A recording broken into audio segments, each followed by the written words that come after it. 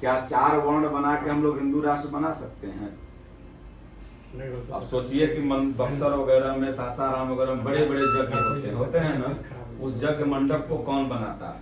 कोई हरिजन, दलित, फांसी, ये सब बांस फाड़ के जाके बनाता है। जब यज्ञ वन मंडप बन के तैयार हो जाता है तो हमारे धर्म गुरु वहां जाते हैं, चाहे जो भी हो। अब वहां जाके कहते हैं कि इसमें दलित फलना ढेकना हवन करवे नहीं करेगा, भगवान छुआ जाएंगे। मंदिर का गर्भगृह कौन पलस्तर करता है? ईटा कौन जोड़ता है? मूर्ति यहाँ तक कौन कारीगर बनाता है? फिर वहां जाकर के धर्म गुरु कहेंगे कि इसमें वो नहीं बैठ सकता है। तो आखिर में वो व्यक्ति धार्मिक सोसाइट करेगा कि नहीं करेगा? अगर स्वच्छता पूर्वक पंडित जी ही आ रहे हैं तो उनका स्वागत है।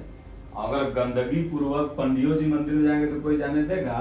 अगर स्वच्छता पूर्वक पासवान हो, दलित हो, हरिजन हो, कोई भी जात हो, अगर वो हमारे भगवान का हवन करने आ, मोदी की पॉलिसी देखिए, इंजीनियर के साथ फोटो नहीं खिंचाता, वहाँ के मिस्त्रियों के साथ, मजदूरों के साथ फोटो खिंचवाता है। जहाँ भी काशी विश्वनाथ बना, चाहे जो भी मंदिर बना।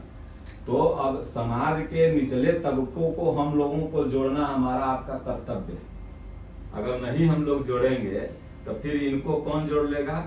ईसाई और मुसलमान। भारत में आप लोग सब लोग यहाँ पढ़े लिखे हैं, भारत में एक भी ईसाई और एक भी मुसलमान बाहर से नहीं आया। मैं गारंटी के साथ कह रहा हूँ, सब आपका सगा भाई है।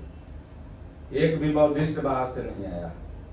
क्यों? अब आपसे अलग क्यों हुआ कि हमने किसी को छोटा, किसी को बड़ा समझा, हमने किसी को सम्मान दिया, किसी को अपमानित किया, इसलिए हमारे से वो अलग टूट के बनता है। आप मुसलमान का खतियान निकलवाइए, आज ही बात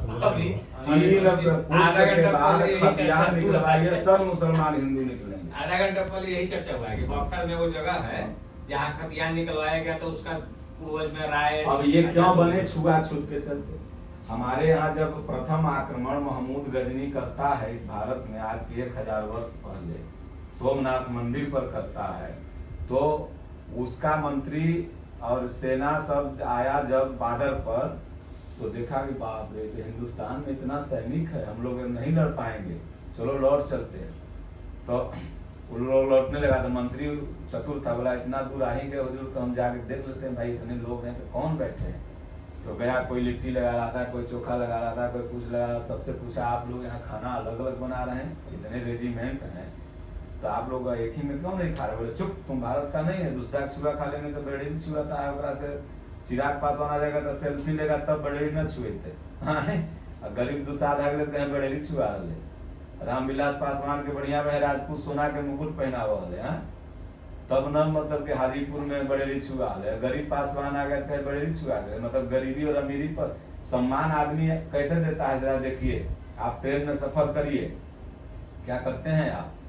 तो आप बोल दीजिए कि मैं बेगूसराय का डीएम हूँ, अरे आइए सर बैठिए। मतलब आपको सम्मान नहीं किया, आप बेगूसराय के डीएम है इसलिए आपको सम्मान किया। आप क्या करते हैं? हम तो पिंक सिटी के डायरेक्टर हैं, आइए बैठिए। मतलब आपको हमको कोई सम्मान नहीं करता है। सम्मान जो आपका पद है ना, उसको आदमी सम्मान करता है। तो तब ये सम्मान क्या है? फ्लॉप सम्मान है।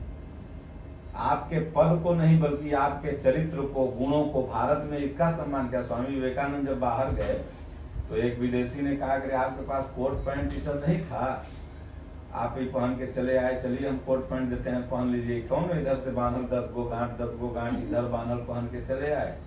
बोले कि तुम्हारे देश में कपड़ों से इज्जत की जाती होगी, लेकिन हमारे देश भारत में ना चरित्र से लोगों की इज्जत की जाती है। और जिसका जितना चरित्र उन्नत होता है उसके वस्त्र से, शरीर से वस्त्र गायब होते जाता है। चलो हमारे यहाँ एक से एक नागा साधु हैं, उनको लोग भगवान मानते हैं, और वस्त्र शरीर पर एक नहीं। तो तुम्हारे यहाँ वस्त्र से किसी की इज्जत होती होगी, लेकिन मेरे यहाँ इज्जत चरित्र से की जाती है। तो हम सब लोग चरित्र से महान हैं। तो इसलिए भगवान के दया से सब लोग दूर से प्रेम खूब प्रेम से रहिए। और सीताराम सीताराम ओम ओम जपना है, गीता पढ़ते रहना है, नशा पत्ती से दूर रहना है, और आपस में भाईचारा रखना है। प्रत्येक वर्ग को, वो कोई जात का हो, कोई संप्रदाय का हो, भगवान राम से सीख लेना है। राम राम राम राम के जपला से मुक्ति न मिले, राम के सिद्धांत पर चलला से मुक्ति मिले।